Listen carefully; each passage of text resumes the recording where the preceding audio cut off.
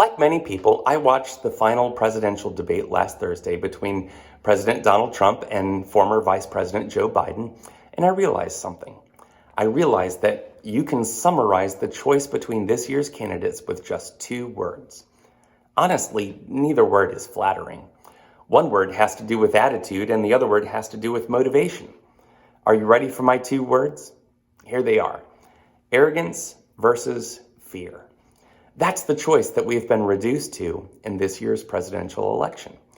Well, I'd like to go to the book of Proverbs for some wisdom on both of these words. Now, no one disputes the arrogance of our current president. "I'm the least racist person in this room," he said. "No president has done more for black people than I have." Well, maybe Abraham Lincoln, but probably not even him. The big question for us as voters is, does it matter? John Piper came out with an article recently that caused an uproar among conservative evangelicals. He said that Donald Trump's arrogance makes him unfit for office.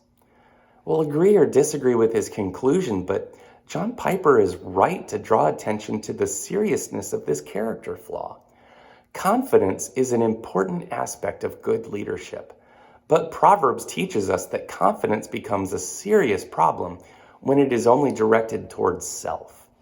So God says in Proverbs 8:13, "The fear of the Lord is hatred of evil. Pride and arrogance and the way of evil and perverted speech I hate." And then again, Proverbs 16, verses 18 and 19. "Pride goes before destruction, and a haughty spirit before a fall. It is better to be of a lowly spirit with the poor than to divide the spoil with the proud." There's no way around it. Arrogance is a form of idolatry. It is worshiping yourself in the place of worshiping God. Then on the other side of the debate stage was Joe Biden. Almost every answer he gave to a policy question was driven by fear. President Trump caused the death of 220,000 Americans due to COVID. And if he's reelected, then your loved ones will die too. And you're going to lose your health insurance. And the world will melt from man-made global warming. Immigrant children will be ripped from parents' arms. White supremacists will dance on the White House lawn. Well, what's so wrong with fear?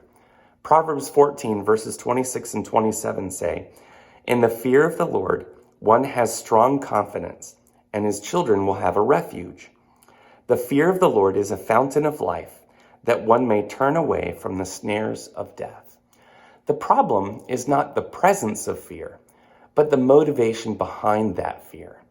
As believers in Christ, we would love to see a leader with the fear of the Lord, but we know that we live in a secular society. At the very least, we need leaders who do not lead out of the fear of people. Like, for example, the fear of the cancel culture mob. Now, my goal in pointing out the deficiencies of both candidates is not to sway your vote toward one party or the other. We've actually got to stop worshiping political leaders on one side of the aisle and demonizing the ones on the other. There are pitfalls on both sides. But what I really hope to accomplish with this message is to motivate you to adjust your response to your party's flaws. So I'm going to use the issue of poverty as an example. Let's assume for a moment the best of worlds. Both parties, both candidates for president have the same goal: to help people who are floundering in poverty. If I may simplify for a moment, liberals want to relieve those who are in poverty, and conservatives want to elevate people out of poverty.